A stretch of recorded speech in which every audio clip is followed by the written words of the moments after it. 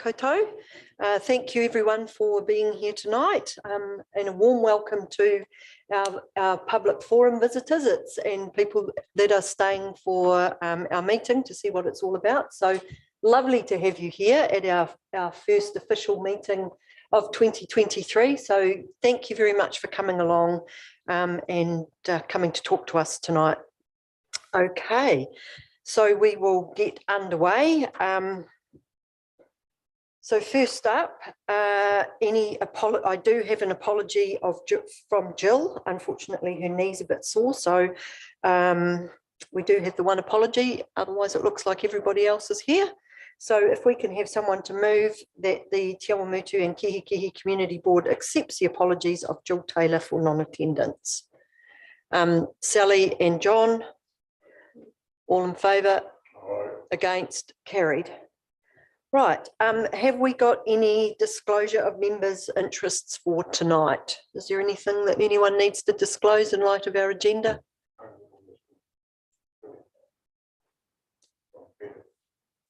For next of kin? Oh, it's not an official document, so it's directly related. Yeah, no, you won't. It's not an agenda item. Yeah, no, it's not. Yeah, it's not on the agenda, so it's just extra information for us at this point.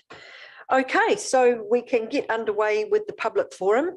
I do just need to highlight that to get through everybody, we allow approximately 5 minutes for you to speak to what you wish to speak about tonight, and then the community board may have a few questions for you. So first up in the public forum this evening, we have got Mr. Alan Webb. So Alan, if you'd like to sneak up here and jump in one of these big black seats with the microphone, that would be marvellous. Is Alan still there or did he sneak off? Oh, no. Oh, did you want to speak or you were just coming along? Oh, thank you. That's right. Sorry, I was thinking you wanted to speak. No, that's all. That's absolutely fine. So that's extra quick. Next up, if we could have Bill Harris. So Bill, if you would like to jump in the hot seat. Bill's got a couple of topics, so yeah, anywhere there, but probably one of these ones because it's got a microphone. But Bill's got a couple of things he's talking to us about tonight. One is an update on the Waharoa out at Wairoto or Naroto, and the other is an update on what he's been up to behind the scenes with the Alpha Hotel out at Kihikihi. So Bill, you're allowed 5 minutes for each subject, seen that both unrelated. How's that?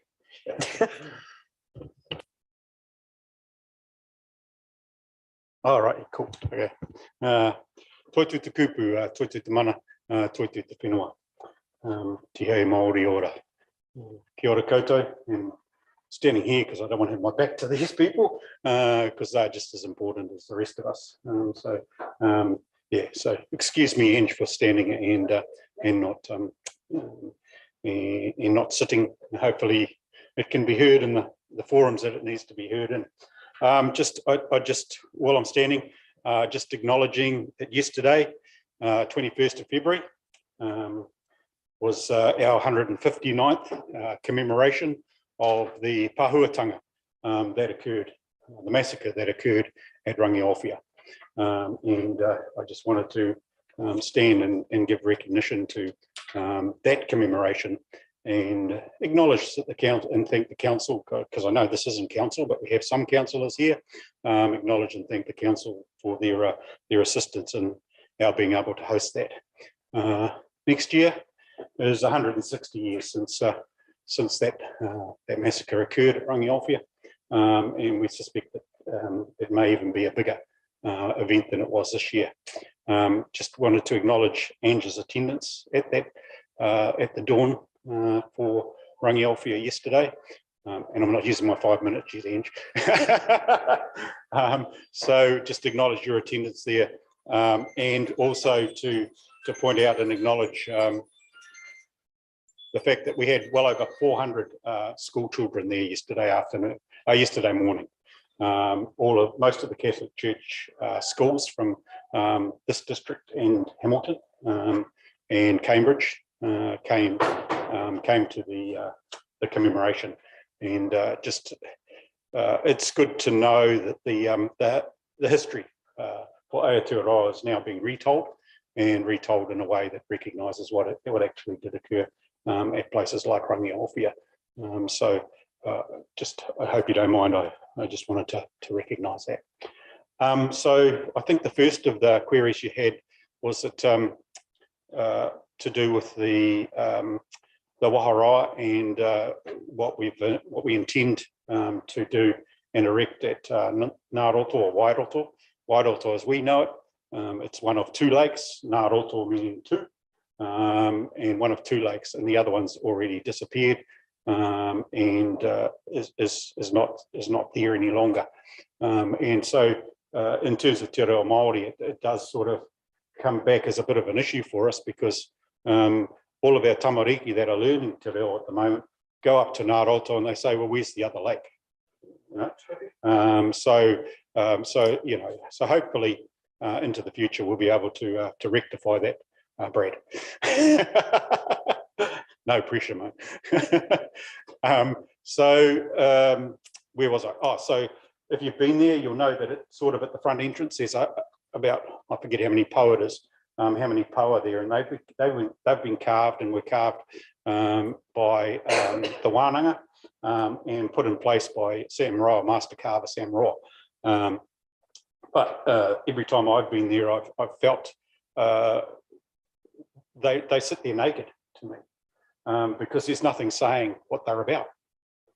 And so what we've done is we've produced a storyboard that identifies the story of those poa, how they came to be there, what they signify, and that will be opened and unveiled in the future. I'm probably not wishing to put that out in the public right now, which we'd be doing on YouTube if I was to speak about it more openly than I presently have. So we'll keep that for the unveiling, but there is a storyboard that has been prepared, sorry. And we've got Sam Roa, his son Nathan Roa, another carver, doing our Waharoa to go on and be part of that storyboard. So that's where we're up to, and I just wanted to, Ange asked me yesterday about it, so I felt I'd come along. I think it was raised here, perhaps at your last hui. And so I wanted to come along and give you an update on that as requested. Go on from that, or you want to deal with that? No, has anyone got any questions in regard to Waharoa? So, might help if I put my microphone on. So just for the new people, this money was applied for through the discretionary grant a good 7 years ago, and it had been sitting there because they needed to find the right timber to be able to carve the Waharoa. And then last year it came back up again and we followed it up, and Bill has been great in getting it all instigated and something happening there. So you'll see in the Treasury report that there is $7,300 that had been allocated. So that's what we're referring to. So it'll be nice to see that money being used and put to the use that it was applied for. There has been a change in the discretionary fund that doesn't happen anymore, that people need to use the money within a time frame or else it comes back and they would then need to reapply. But at that point, that criteria hadn't been set. So are there any questions in regard to the Waharoa for Bill? No? Okay, let's go on to the alpha then, Bill. Right, so I'm just a bit hesitant to say too much because we do have the Te Awamutu News coming tomorrow to talk about what is happening there, and it would, it would short circuit or take what it is that's being prepared in terms of a news item for this particular matter. So I have been talking with the owner of the Alpha Hotel, and he was quite keen for the Alpha to be handed over as a community hub, community project. And he has indicated, or said to me, that he was happy for me to pick that up. So his suggestion was that he would give us a lease. So he's handing that to me, giving us a lease of his lifetime. And in terms of that, he has an education trust that survives him, and that trust will be advised of his wishes in terms of a lifetime lease of the Alpha Hotel and the land that sits under the Alpha. So the Alpha Hotel has more land than just the land where the building is. It has quite a big property out the back of it. And so we've begun work. If you've been past it recently, you'll see that the PD boys have been in there and begun to clear up the grounds, make that look a bit tidier. And we've had a few working bees in there, and we've begun to clean up the inside of the place. Tomorrow, I'm hoping to be able to bring somebody in to take down the fire escape that's there, because it's a bit of a mess if you look at it in front. It doesn't really help, or isn't good for the restoration of the very old building that it is. So I've got a group of people. We're working under Toiaranga. Toiaranga is the pātaka, or the food. You might call it a food bank. We call it a pātaka. That give food to struggling families that presently exists in Otaronga, and they have there've been requests for them to head more this way with the Māori families in Kihikihi in particular, and this will give us an opportunity to build on that. But that's just, that restoration is taking place, and there is a group of us that are doing that. I've got to say that we've been doing this for about the last 3 weeks, and my biggest issue is not being able to do the mahi, because people want to come and have a look all the time. So we open the doors up to let fresh air in, and people just flow in. And we've been talking very seriously about an entry fee so that we can raise funds to do the work that's required in terms of the Alpha Hotel. So enough there, Inch. Cool. Thank you. Well, good luck with all of that. And we'd love to keep abreast of what's going on. Yes, because it would be great to see. I'll speak on again. Great start to the meeting tonight, isn't it? But no, it'll be great to see the Alpha have a new lease of life and look smart again, rather than looking like a derelict old building that it has done for the last few years at the entrance of Kihikihi.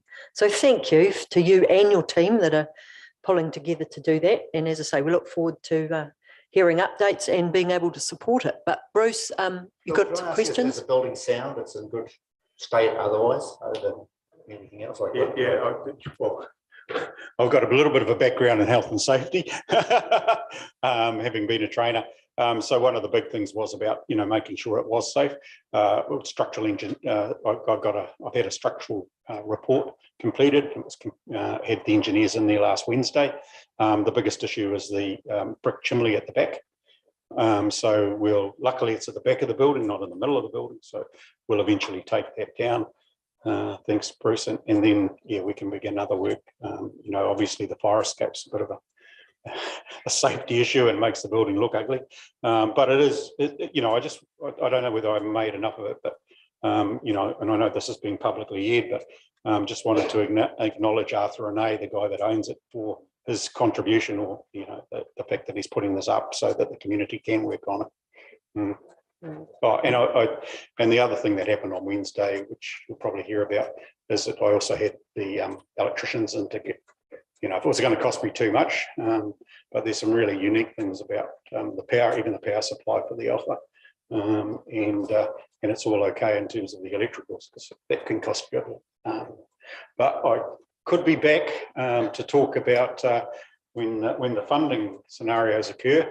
I think that the roof on the top of the two-story part needs replacement, because it's in the old quarter corrugated iron, not long run. And I see that the police house has just recently had its roof done, and I suspect it's been done by the Historic Fund, or maybe with your support. So I'll be back, Bruce. Lou? Yeah, Bill, I'd just like to thank you very much for your presentation. Well done. I've seen you progressing this for a while, particularly with the Alpha Hotel. Do you think that the Women's Refuge, Women's Welfare League, would be able to operate out of that as well? Because they've got problems at the moment with their location, as I understand.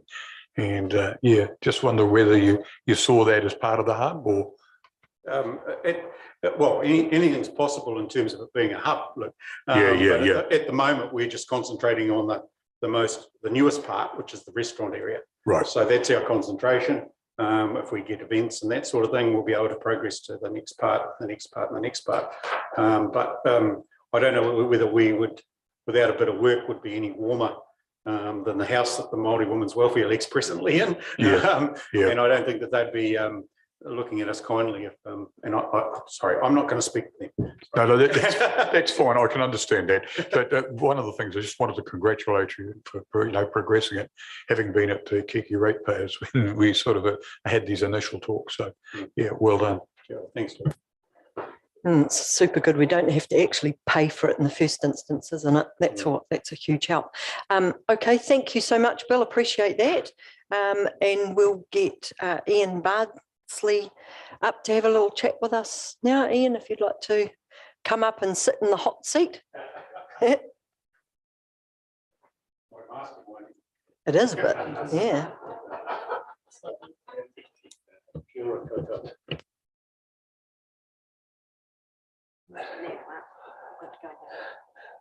Thank you, Ange, for fitting me in. I'll be as brief as I can. I've got a bit of a problem and I'm not sure where to go with it. A while back, as you know, our council decided that recycling was going to be changed. We'd have a blue bin and a yellow bin. And because of my age, and I've got a bit of a steep drive, I asked if I could have assistance if I did qualify for assistance. And I had someone from the council and the contractors come to my place, have a look at me, I suppose, and decided, yeah, poor old soddy can't get up and down too well. And yes, I qualified for assistance. And that was great, but nothing happened. Then so I rang up and asked what the story was, and they said, oh, it's a health and safety issue. And I said, well, what's the health and safety issue? They said, might run over a cat. And I thought, well, I'm not so sure about that. But anyway, what happened is nothing much happened. And then I finally got back onto council and it did start. And I worked it out with the drivers that at the top of my drive, I would leave the blue or the yellow bin at the top of the drive where they could see it from the road, and they would not come up if it wasn't theirs. They stop wasting their time. Now, my drive is 5 meters wide, and a truck can only be 2.5 meters wide. And so all they have to do is to back up about 20 meters, hook the bin on, and up onto the into the bin. However, it stopped, and I was told that what I had to do was to leave my bin at the bottom of the drive forever. And that meant that I had to go down the drive every time I had a little bit of stuff to put in. And it's not the going down, it's the getting up that's the problem with me. And I'm a wee bit unsteady on my feet. But anyway, things happened all right, and they were coming up to getting it. And then my stuff wasn't collected for a while. And I thought, oh, well, it's the shortage of drivers and COVID mucked them up. You know, just go with the flow. So that was okay. But anyway, I missed 3 weeks pickup, and then a truck came up the drive, and the drivers spoke to me and they said, look, we drivers have sort of feel it's just a bit much for us to come up the drive and get your bins, because what they were doing was they would come up, get and take them down, empty it and back up. And all they've got to do is to back up about 20 meters. Now, this didn't happen Monday night because our protection day is Tuesday. But on Monday, I'm a bit unsteady on my feet. I hadn't been to the RSA or anything like that. Yeah. I lost my footing, and it's still a bit there, and up on my shoulder, on my knee, and that. I lost my footing now. My thoughts were, if I'm taking the bin down and I fall down, the neighbours across the street are going to get a bin full of rubbish or something like that. But I took a big hunk out of my my palm. You can probably see it still there, and I hit my head, and I don't know what to do. The driver says, "Oh, tell you what, put both your bins down the bottom of your drive at the street level and padlock and chain them together, and leave a key into the letterbox so that we can unlock the padlock." And now, this is just my thought. I've got a feeling that the contractors are running the show and not the district council, because this didn't come obviously from the district council, because the drivers had a talk. So I'm a bit dicky about taking the bin down. I've got neighbours, but two of them are shift workers. One house is empty and the other guy is off and away for most of the time. So there's no one I can really ask. So I don't know where to go, what to do. I think I've just about given you the whole lot. Thanks, Ian. That sounds like quite a little saga unfolding there, and I'm very sorry to hear you had a fall like that. That's no good at all. So has anyone got any questions in the first instance before we, or any ideas? Do we have any idea about how many of this, there's exceptions of what they call assistance we've got through the district? Yeah. Is it It's probably a huge Sally number, or question. What we're probably going to need to do is go back to Sally Fraser, who that's her area, or Brian. Yeah. So what we'll probably do, Ian, I think, is go back to the appropriate staff that are in charge of that whole area and see if we can't get a little bit more information from that side as to what we need to do. And Kieran will grab your contact details, and then we can give it a bit of a chase up and see what we can do for you, because it doesn't really sound like a very workable option when your health and safety is definitely not faring so good. Yeah. Well, So we'll definitely follow it up for you. Thank you for that. It was Sally Fraser that told me to leave it down on the road. Oh, okay. Well, we'll try a couple of other options. Thank you for the time. No, thank you for coming and letting us know, because we need to look after you. So, all right. Okay, so that's next up will be Peter. So Peter, once Ian's finished doing his details, it'll be your turn. Thanks, Ian. Thanks for coming. Right. Oh, I think it was longer. Yeah.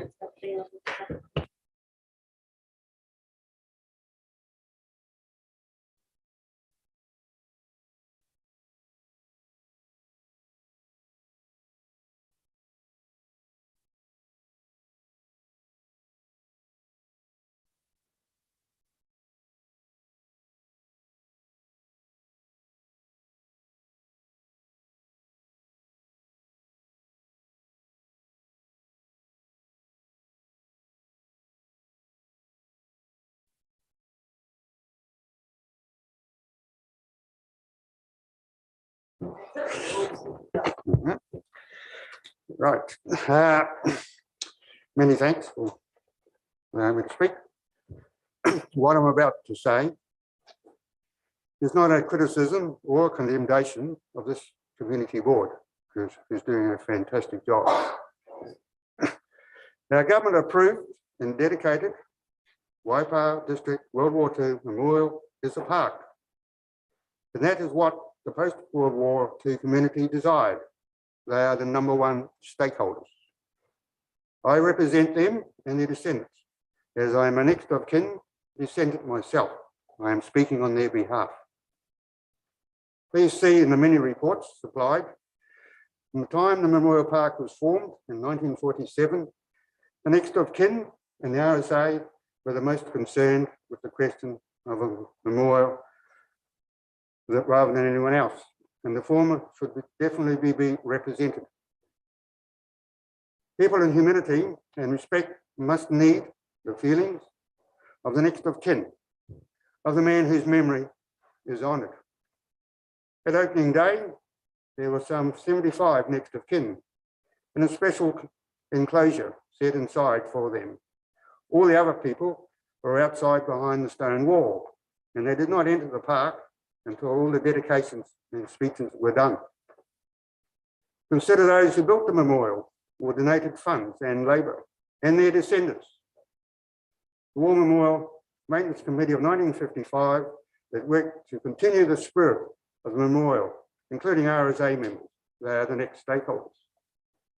As government conditions for its community centre war memorial subsidy includes that it must be maintained basically forever. Council's plan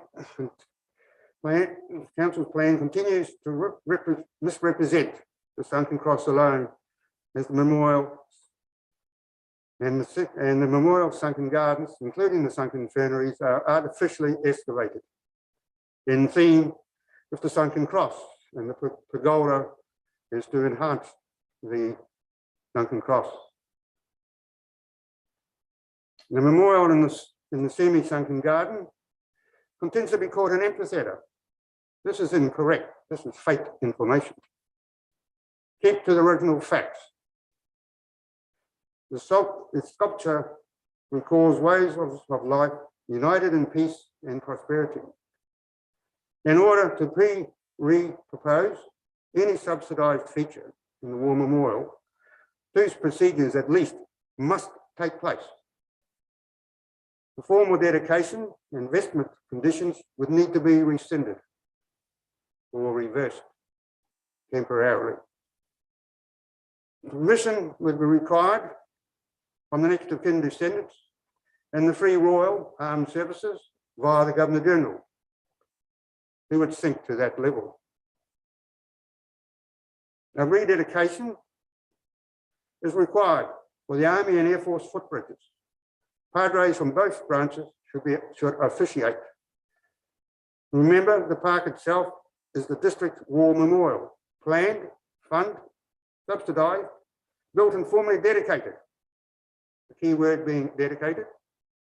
As Waipa's district war memorial for World War II, I require a response concerning Council's investment and subsidies responsibilities, and there's more if you read through all these other pages. Right, that's basically it. There may be a third procedure, but I haven't been able to click with one. Are there any questions or suggestions, or is anything I've missed out, or anything to be touched in that park? Those two procedures have to be done. It is under a protection order, which can only be rescinded, etc., through government channels. Otherwise, you are in breach of the law. Thanks, Peter. I just want to double check. So your main concern from this is around council's investment in the subsidy. Well, so that's only a sort of small part of it, because the thing is, the council only have permission to maintain it. Yeah. And for the last 10 years, the maintenance has been next to nothing. There's a huge amount of maintenance being done by us at our own cost. We've spent several $1,000s, 2 or 3 of us, on that park. We don't expect to be refunded or anything. I'm a next of kin descendant. My uncle's name's in the cross. okay. Lou, Thank you, Peter, and I represent the RSA as you well know. The memorial is not just now World War II. It also considers that it represents J-Force. It also represents the memorial for Malaysian veterans, the Borneo veterans, Vietnam veterans, and we're taking it right up to date. I'm getting a new pump put on it to come right up to modern day. So we've got, it is a memorial. Anzac Green, which we've got here, has Boer War, okay, and comes up to the First World War. But it is a memorial for all veterans. And when you say that you're the next of kin, there's plenty of us out there. I've got 2 uncles on there, and I've also got a grandfather there. So, you know, we are, you know, committed to servicing that. The point that you make, I agree with you, is that the whole park is a memorial, yes. The replacement of the bridges is a normal maintenance procedure.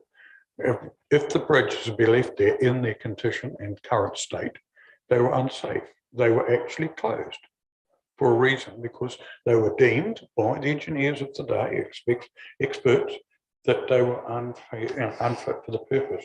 I agree with your idea. I ran the Defence Force and I've run all of them. They are not really wanting to commit anything at all for any dedication or even commitment to putting up a plaque on them. Okay, so I've done that. So I've gone to down that line. We are going to have some panels on those bridges that are going to be donated by our local, and I think that's Sam as well, isn't it? Is that Sam Rowe? I'm not sure, but one of them, they're going to put the plaques on the bridges as they go over the bridges, and we are going to place the signs on those bridges again. But to me, I believe that that's just normal maintenance, and we can dedicate them if you like. And I'd take that on board. But it would have to be done at a local basis, I think, rather than trying to get army chaplains here. Well, everything in the park is dedicated. There's the lake. and since all the armed forces are Christian forces under a Christian monarch, the normal behavior is dedications or de-dedications. It's etc. So the dedication one is a big one. If you are a supporter of Christianity and for what they died. So I feel that's very, very important. Yeah, For example, the lake cannot be removed without going through those processes. They are normal, civilized Christian processes. I think and to uphold what they died for, those processes should take place. Yeah.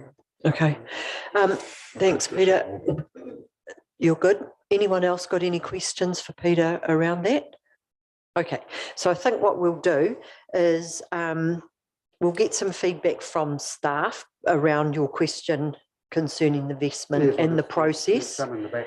Yep, and we can give them a copy of what you've put together, because probably the answers need to come from above us as community board. We actually don't have those answers because we don't have, what's the right word I want, the legal position to be able to make that decision. That's something that goes back through to council, but we will get a bit more information behind that for you, and hopefully we can provide a good and fair explanation. Yes, just that. So next of kin, the whole park, the whole theme of the park was for place of peace and tranquility. In every part of the planning, they brought in the next of kin. yeah, no, we certainly acknowledge that they were a very important part of it, Peter. So next thank you. Should have some input or advice or just common courtesy, just informed.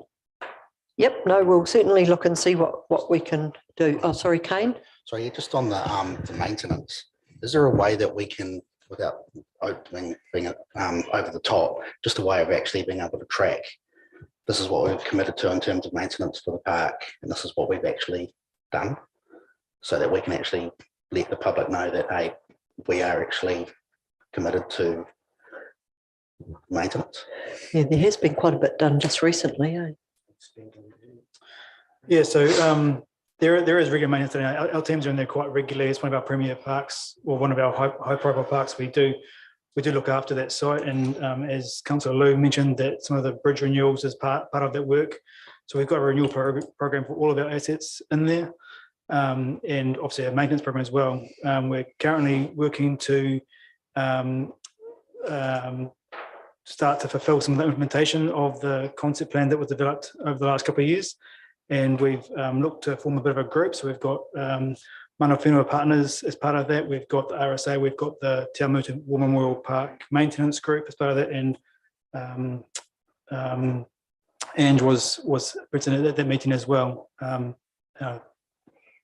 remember if I'm missing anyone out, but trying to bring everyone together so we've got a bit of a plan forward. We do have some things that we are starting to progress, being the heritage items maintenance plan, and also vegetation management plan, being the two key ones, which will be that sort of maintenance, ongoing maintenance. So those parties are very much in the mix. We're trying to take everyone on the journey with us as we develop those things. It's still early days, and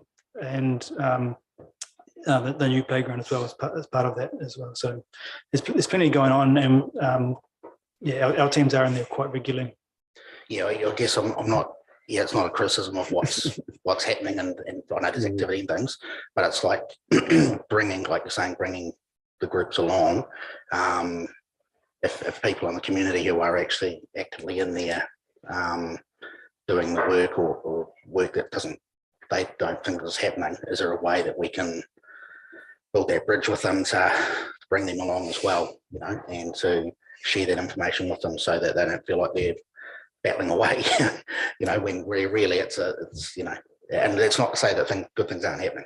Yep. You know, I'm not saying that. So as I say, part of, we do have regular or semi-regular catch-ups with the Awamutu War Memorial group. Angus, we've met a couple of times, and I'm just struggling to forget the other couple of chaps' names. Craig Smart and Murray. So, you know, they've sort of been the group's spokespeople and people we've been working with, and they're, you know, sharing that back with the group as I understand it.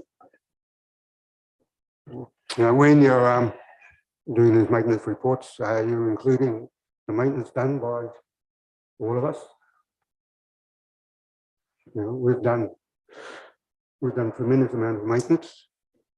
We're still working on several stone walls, several gardens. Thanks, Peter. So all that work. So Craig has kept us informed with what you're doing. Our plea, I guess, is just that you do it in conjunction with what we're trying to do. So we're not doubling up, and we're not you know, trying to go in different directions. We want to be on the same page with you. So if we can just be through Craig and Angus and Murray, then I think we'll be. At the moment, there's only two of us been doing all the work. Mark over here has spent over 200 hours on the pergola for the start. Okay. And so on. So, and we're quite happy. We've offered to do other work. We've offered to do all the maintenance on the island. Peter, I'm just going to have to stop you there because we've used up our time, so I'm sorry. But what we might try and do is have a little catch up with you separately, so maybe we can address some of these further issues with you, which are over and above the initial next of kin questions. Yes. Okay. Yep. So thank you very much for coming and all the work that you've done to put together what you've presented to us. Thank you. Right, so Mark, did you want to? We're not, unfortunately. We just needed a bit more notice for Kieran to be able to set it up. So I'm sorry we can't do that, but we just need a bit more notice. Yeah. Maintenance committee has been coming together with some unification on ideas of what would be a constructive improvement for the park physically. Ones where the original features are maintained and where embellishments are made in addition to what was there in the park's prescription, if you wish, and put flesh to those images that would explain themselves, where disability paths enable people to visit that couldn't have prior, more cultural statements than had been or existing in the park, etc. So perhaps I could do that next meeting. Okay, well, of course, one of them is on your report from the chair. That's one of about 7 I could show you next week. And that's it. Thank you. Okay, thanks, Mark. Well, we look forward to seeing you next time, and we'll make sure that Kieran's got your widget, your USB stick before we start. Oh, okay, email it. Awesome. All right, so that finishes up with our public forum. So thank you, everyone, for participating and bringing your concerns and topics to our attention. We'll move on to item 4, which is the confirmation of the minutes. So can we move that the Te Awamutu and Kihikihi Community Board confirms the minutes of the meeting held the 14th of December 2022 as circulated with the agenda as a true and correct record of proceedings. So just need someone to move that. Bruce, and second, John. All in favour? Against? Carried. Thank you. Now, hopefully, Anna's floating around, Anna McElray, who is going to speak to us in regard to the draft Waipa Cemetery concept plans. So we will be taking this as read, and so Anna will probably be bringing up some of the highlights and hopefully answering any questions that we've got. So we'll listen to Anna and then we'll move her report. So, hi. Kia ora koutou katoa. Kia ora, Ange. Nice to see you again. So I'm Anna McRae, and I've been working on this project with Liz Oldfield, who's also just joined us, who's the landscape architect, who's been doing all the hard work, really, and the creative work. So it's great to be here tonight to talk to you about the project. We're really keen to share how we've got to this point, and then just go through some of those key points for the 4 cemeteries that are within your board area. And it's we're hoping that through that we can get you excited about the plans so that when we go out with the public engagement starting next week for 4 weeks, you can be out there promoting it and encouraging people to provide feedback to those plans, because these are incredibly special places to our community, and we really want to hear whether we have got it right or what changes people would like to see. So I'll firstly just talk a little bit about the process we've followed, and some of the just details of the network overview, and then I'll hand over to Liz. We're really happy to answer any questions throughout the presentation, but perhaps if you've got any thoughts or suggestions about the individual cemetery plans, if we can save that for the end, they'll just make sure we stick to the time that we've been allocated. So I'll just share my screen here.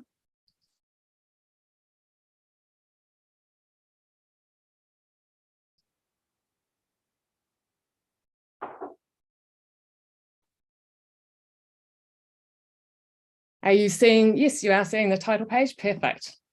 Excellent.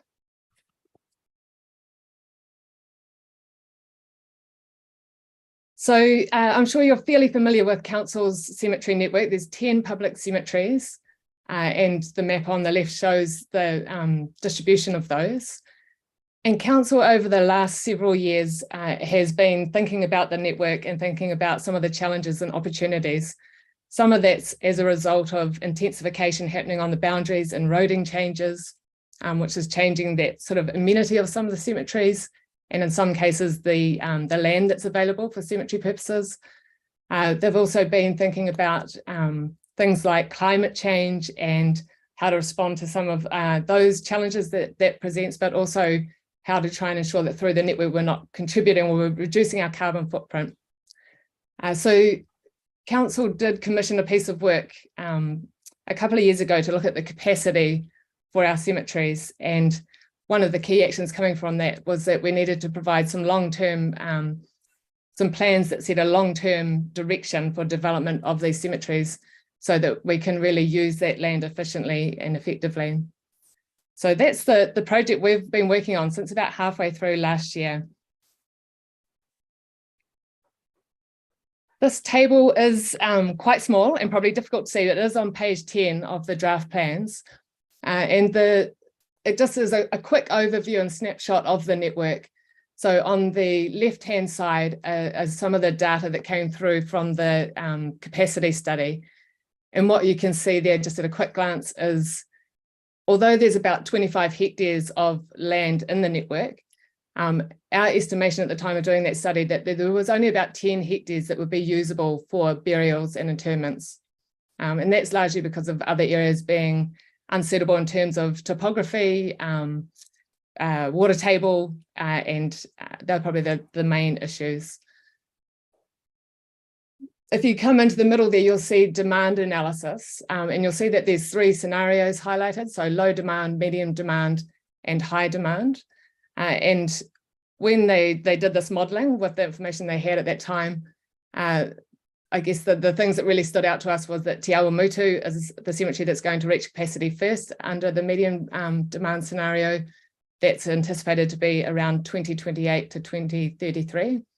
And then we have Hautapu and Patarangi following quite close behind in terms of reaching capacity for body burials. You'll see there we have about 200 burials a year, and the highest number of interments are at Hautapu, Leamington, and Te Awamutu, which won't be a surprise to you. On the right-hand side of the table is just an assessment that we undertook of the current state. So that was really useful as an exercise with council staff to understand kind of what the priorities might be for each cemetery, and then we compared that against what we heard back from the community in the first round of engagement. So the reason it has taken a little while to get to this point and to have draft plans to present to you and then go out to the community with is that we have been talking to mana whenua through Ngā Iwi Tōpū o Waipa and the Iwi Consultative Committee, and some direct conversations with iwi representatives. We've been talking to the RSA. Thank you, Councillor Brown, for your input for Te Awamutu, and to Tony Hill for Cambridge. We've tried to connect and talk to funeral directors. We've talked to the leasees who are using some of that cemetery land that's currently not required for burials. And we went out to the community with an online survey, and we heard from 78 people. And that feedback that's captured on the right there is in the plan, so I won't speak to it in too much detail, but it was really useful information. And we're hoping that through this next round of engagement, we can build on the number of respondents and really, I guess, test whether we've got it right and whether we've heard them, and put those things that they were advocating for into the plan. I guess one of the things that did come through is, while it's really pleasing that 58% of those respondents thought that cemeteries were well maintained or tidy, we also have the annual resident survey that was undertaken last year, which showed a drop in satisfaction from 67% the year before to 44%. So we know that there's room for improvement, and we're hoping that the plans are really going to set out how council is going to address some of those concerns. You've read the plans, hopefully, so you'll know that on the left-hand side, that's just the structure in terms of key sections, with the first part of the plan being network-wide context, some overview and description of the engagement that we've undertaken, and then we get into the so what and where are we going. So we've got design principles that set at the high level, what guides decisions, and then we go into, for each individual cemetery, just an overview of current state and some of the site context analysis, and then into the actual draft concept plan. We haven't filled out the network priorities section yet.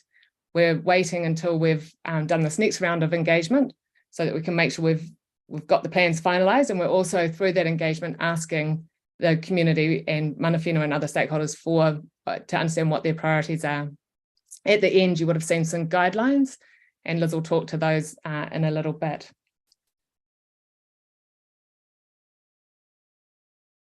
I guess before I hand over to Liz, is there any questions at this point? Yeah, I've got a quick question, Anna.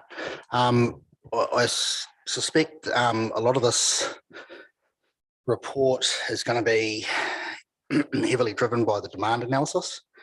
I'm just really interested in the where those numbers are driven from, essentially because there's a 17% increase in excess deaths at the moment. So I'm just wondering if that's potentially being factored in, or how those numbers were driven. So I'm just really interested in that, because I think that's going to obviously drive demand. So for the capacity study that was undertaken by SGS, they were provided with our interment numbers for each cemetery, tracking back 10 years. They obviously factored in, because I think at that stage COVID had just started to have an impact, so they factored that in. But they were given that. They used census data and population projections and then what else did they use? Just trying to think. And each cemetery has other factors to take into account around what sort of burials they allow, whether it's double depth or single depth. So they factored all of those things in too. One of the actions we've got flowing on from this, but we haven't had an opportunity to do that yet, is to take the draft concept plans that we've developed and actually retest those numbers and see with the draft plans how many body burials will we provide for. The ash interments is something that, you know, probably you could go on forever with most of these cemeteries with ash interments through, well, not forever, but for a very long time, through really good use of columbarium walls and other ways of having those ashes interred. So it is about the challenge with the body burials. And one of the interesting things I've just forgot to mention was that Waipa is quite different to most other councils in New Zealand, from what we understand, and that it's got a very high ash interment to body burial ratio. Sorry, wrong way around. They've got a higher body burial to ash ratio than most other councils. So that's interesting, and we haven't been able to tease that out too much as to the reason for that difference to other districts. Part of it possibly, you know, my thinking is that it may be people who are getting cremated are not choosing to put the ashes into our cemeteries, and that they're doing something else with those ashes, potentially because we haven't provided a good range of options for people and perhaps the amenity that would be seeking to use the cemeteries. So I hope that's answered your question. Sorry, just to go back, just to clarify. So if the burials are 200, is that correct, roughly? Is that right? Interments? Yes, per annum. Yep. So if there's a 17% increase, that's an additional 34. Just sort of rudimentary. So I'd be definitely keen to see. I don't know whether we can include it in a submission or not, but just I think this is probably reasonably new information that we probably need to consider, because an additional 34 burials over 200 a year, that's massive. But yeah, you've answered my question, so that I appreciate that. One thing I would mention is that this is likely to be just one of the work streams that council will undertake in response to the findings of that capacity study. So there will be other work streams that I'm sure they will pick up as part of the challenge of responding to these cemeteries that are going to reach capacity for body burials. So I'll hand over to Liz at this point, and at the end I'll come back briefly and just talk about the next steps. Liz, over to you. Kia ora. I'll be running through the design portion of the presentation. So on this slide here, you can see the 8 design principles that were developed by considering the statutory framework, council's community outcomes, and input from mana whenua and the community. These principles serve as a guide for making decisions about the concept plans and guidelines. And the main objective for all cemeteries is to make sure that they are welcoming, peaceful, accessible, and safe for people to lay their loved ones to rest and to visit them.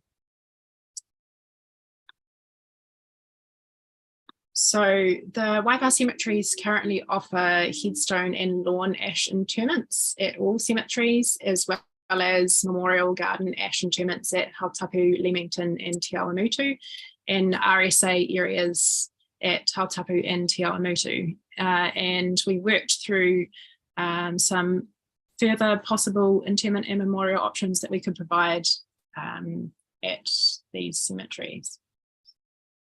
So the next table that you'll see currently outlines the current and proposed interment and memorial provision. So with the concept plans, we aim to expand the range of interment options and increase the availability of choice at each cemetery. These new options will also help us to use the remaining land effectively across the cemetery network. So you can see that both the range and the provision have increased from the current and then our proposal. Moving on to Kihikihi Cemetery. So the key challenges and opportunities for this cemetery, it's close to the Kihikihi town centre, that's positive, and it can, it's the potential to be an alternative to the Awamutu cemetery, which is filling out quite fast. And a challenge is there's a large area of low-lying land in the southwestern corner that is has the potential to flood.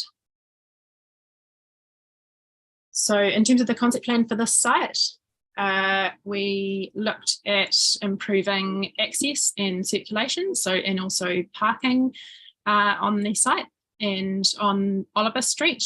So we worked with the transport team and then providing a one-way access route through the site with parking closer to the centre of the site for those with access impediments to be closer to the individual burial or ash interment sites. So in the centre of the site, we have a central gathering area that has columbarium walls and memorial garden ash plots. And then moving out from that, we have a small eco-ash interment area, and then natural burial area down the bottom, adjacent to the revegetated area that we will take out of cemetery use. And also we're extending the burial areas on the site. So we are also moving on to the Kihikihi Cemetery. The key challenges and opportunities for this site, there's access challenges. So there's no on-road parking. Most of the land is currently grazed and there is a low demand for this cemetery. It is envisaged that the cemetery will only ever cater to its rural catchment. In terms of design for this cemetery, the key focus areas, we're looking at determining what to do with the northern end of the cemetery, consider disposal or sale of the unrequired land, including road access to that rear portion, improving the ash and burial areas, providing shelter and shade from the elements, and providing a pull-off area for maintenance and vehicles and visitors to the site.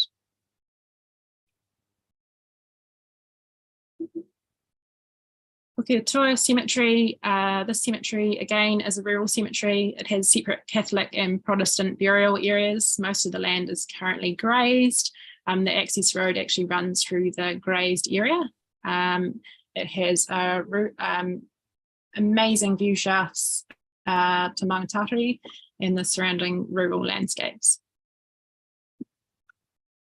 So for design for this site, we're looking at providing natural burials it is envisaged that this cemetery will cater for the rural catchment and potentially people connected to Mangatatari through, for example, volunteering might want to be buried here. So we're also protecting the views and providing an eco-ash interment area at the top, shelter from the elements, so some strong winds on the south of the site, and also providing improved parking, gravel parking, and improved furthering the ash interment options on the site.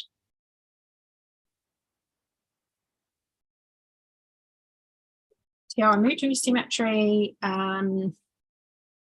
the key challenges and opportunities for the site. It's the most visited cemetery, as you know, and the highest interment rate of the 10 cemeteries, but has limited land availability. There is also a small area to the northwestern side of the cemetery that is too steep to be easily developed and is in the process of being sold for residential development. It also provides amazing views to Kakapuku, Mount Parongia, Mangatatari, and across to Awamutu. It has access and circulation challenges. So currently one of the main access points is on the corner of Te Rahu Road and Pickett Hill Road, which is not ideal. And it's very steep and for access for those with limited mobility, pedestrian access, and also there is a future residential area planned on the southwestern side of the site, the Picket Hill structure plan. So in terms of design for this site, so first of all, we're looking at extending the RSA areas and removing or relocating some of those entrance trees, also relocating the entrance away from the corner as far as possible, and providing a one-way vehicle circulation path through the site to reduce vehicles parking on the side of berms or vehicles trying to go in two directions on those very narrow roads. So we are also providing parking at both the upper and lower levels of the site. Currently there's only a small car park at the bottom, but people park on the edge of the grass up the top. We're extending the burial areas and ash interment options with columbarium walls and memorial garden ash plots, and also providing memorial plinths for a name or a plaque only. Providing a small maintenance depot. So sorry, I should have mentioned at the larger cemeteries as well. The Sextons noted that there's a particular challenge for them having to remove excess soil or vegetation waste from many of the sites. So providing an area on site where they can reuse the vegetation waste as mulch on the garden beds is ideal, and also hiding that soil stockpile away from public viewing. Also at all the sites, the urban cemeteries, we're providing water access at the entrances as well as at the main gathering points, but at the entrances particularly for cleansing, which is important to some people. And also on this site particularly, there are three gathering areas down the lower car park, the upper car park, and then up the top by the extension to the burial areas. We're also on all the cemeteries enhancing seating and shade. That's one of the top things that came out of the public consultation. So these guidelines at the end of the concept plan document provide will help to ensure consistency to design and asset development across the 10 cemeteries. Currently there's sort of various seats and different entrances, and it will just be a lot easier to identify that this is the Cambridge and Awamutu cemeteries. And we've also identified planting guidelines, so a series of plant palettes that provide suggestions for species selection of various types of cemetery planting, and they cover a range of planting types such as amenity planting, tree planting, and planting for natural burials. We've also provided signage and wayfinding guidelines, which will use the Waipa Parks and Reserves signage guidelines, which have been updated recently, the furniture and built form guidelines, hard landscaping guidelines, and road and path guidelines with a focus on accessible surfaces and parking and providing flush curbs on internal roads where possible. I will hand over to Anna.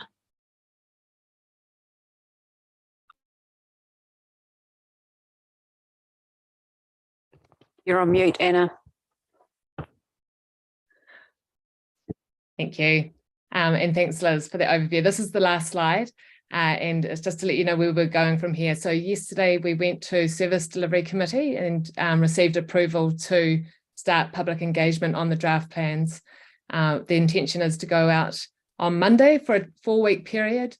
It'll largely be an online survey and online access to the draft plans, but we are also going to have hard copies in our libraries and service centres.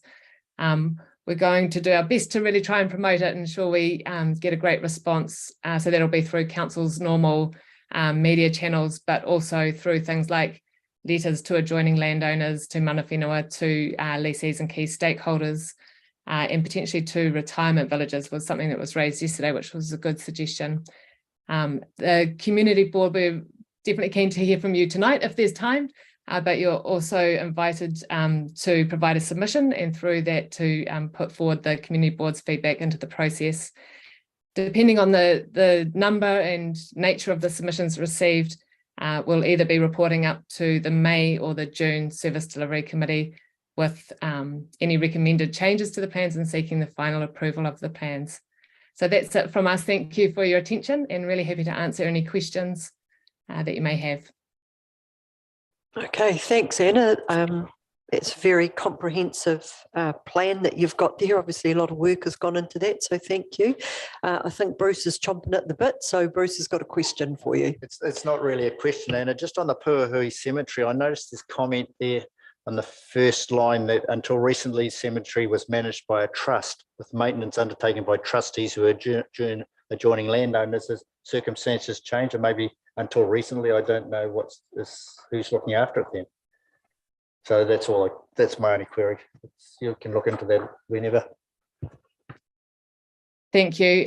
Brad may want to answer that. I can say that the trust, there was before my time when I worked with council, but there was an adjoining landowner who grazes the land who was doing some of the maintenance, and council has in the last couple of years, I think, taken that over,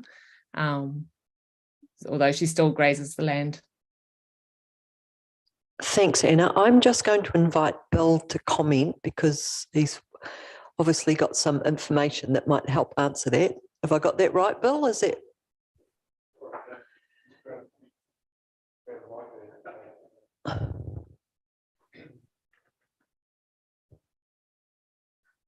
Good, Anna. Kia ora, Bill. Obviously, this is still to come back to Naiwi Tōpū, or maybe I wasn't present when Naiwi Tōpū was looking at this. But if I could go back to your first slides, it talks about urupa, and I see nothing in the recommendations about urupa. And, you know, that's probably a submission that we'll make. But I thought that if it was being presented here, it would cover off all of the things that were set up to be discussed in the first part of your submission. And I don't see too much in terms of urupa. What I do know is that a lot of urupa are landlocked, and yet we're talking about access for traditional European cemeteries. And we're talking about garden furniture and plantings for European cemeteries. I'm not sure whether there's anything in the proposals about assisting in funding the marae with their urupa. In terms of open ones, we've also got the Catholic cemetery where we were yesterday at Rangiolfia, which is being maintained by the Catholic Church. We've got the Anglican one at St. Paul's, which is maintained by, and my understanding is that they're generally public cemeteries, but they might not be recognised, and Brad will be able to answer that. But it does, I do ask the question about, in these recommendations, where are the recommendations in terms of mana whenua and urupa, which were part of the original requirements that council placed upon this project? Kia ora. Kia ora, Bill. And if I could just quickly respond to that. The scope of the project is the public cemeteries. And when we engaged with Ngāwi Tōpū, we talked about that and I guess the importance of urupa, and potentially a discussion with council separate to this project about support for the urupa to address those challenges that you've raised, was something that we have highlighted through to council directly, but it is outside of the scope of this project, which is focused on the 10 public cemeteries, but a really important discussion for council to pick up with Ngāwi Tōpū on those urupa. And Bill just said they were mentioned, so I suppose there is an expectation that there was something included there. So we'll just pass that on. Yep. Brad, I think. Oh, no, I was just going to say exactly what Anna said in terms of the scope of this particular work is on the public cemeteries that council owns and maintains at the moment, in terms of reacting to the capacity studies that we were presented with by SGS. So while urupa, we know there's urupa around and being managed and still active, then they weren't part of this specific project. Okay, thanks, Brad. Has anyone else got any questions or comments, Lou? Firstly, thank you, Anna. Just quickly, would we be able to get hard copy plans for a lot of our people that probably won't be electronic? This is for the RSA, but I was going to go put them in and just allow people to take them, perhaps through the front desk here, just have them available at the front desk, just for consultation and submissions. I think it's quite a major change in the concept of what we're doing for the RSA cemetery, and particularly for those, and a lot of those people we're dealing with are in an older age group now. The second thing I'd like to mention, and I really am quite pleased that you've recognised the older burial area from the late 18th century, where there's a lot of unmarked graves on the upper end there. That's under, I think it's got section 6, which there are a number of older residents actually interred in there that just didn't have anything other than wooden markers. So it's a known fact that there are there, but it's just left as a parking area, which I think is great and not developed. Okay, I had a couple of things. One was that I see there was some comment about storyboard and information provided. I was just wondering around the Kihikihi cemetery that there's a lot of really interesting historic graves there that within that story or within the signs that are going there, is there going to be anything included in regard to the historical significance of the people that were buried there, and just a bit more information around that? Through the chair, I think that is definitely part of what in the detailed design phase for the implementation, particularly probably of those central gathering areas, that could be part of that scope and be looked at by council. Okay, thanks, Anna. Also, I'd noted that Te Awamutu's nearly full. I think Liz may have commented that you're looking to use Kihikihi, or is there any other land that's been earmarked as once Te Awamutu's full? So in response to that, I guess when it's full for body burials, then there's the wider network and it's residents' choice, which cemetery they would choose to go to. Council is potentially one of those other work streams, I guess, might be looking at other acquisitions to increase the capacity within the wider network, and particularly in certain areas.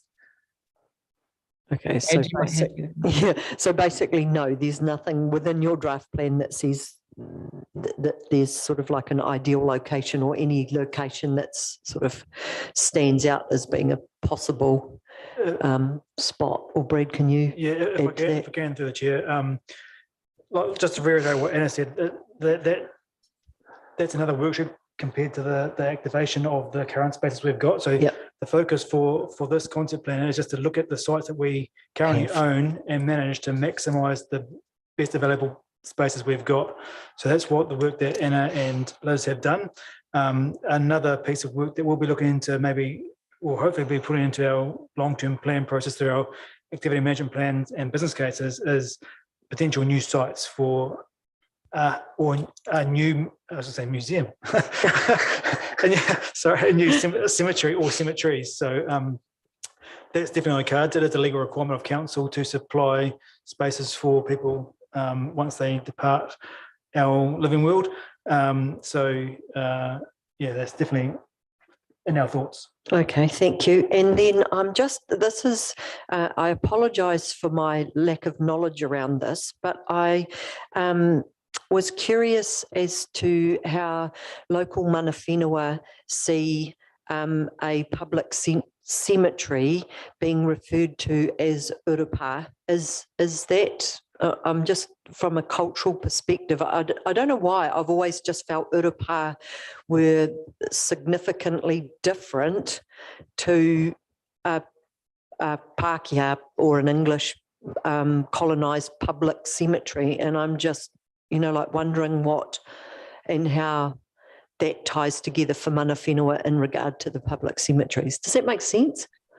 Only that I'm not sure where we've done that in the plan. We don't have any intention to refer to council's public cemeteries as urupa.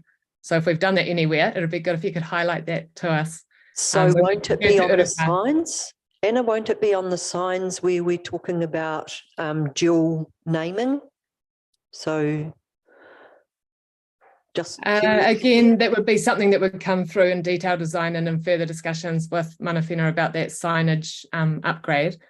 There's through our engagement to date, that hasn't been raised as something they would like to see in terms of dual language use. To, you know, potentially there's the naming, which is part of another project of council, but not the use of the term urupa for those cemeteries.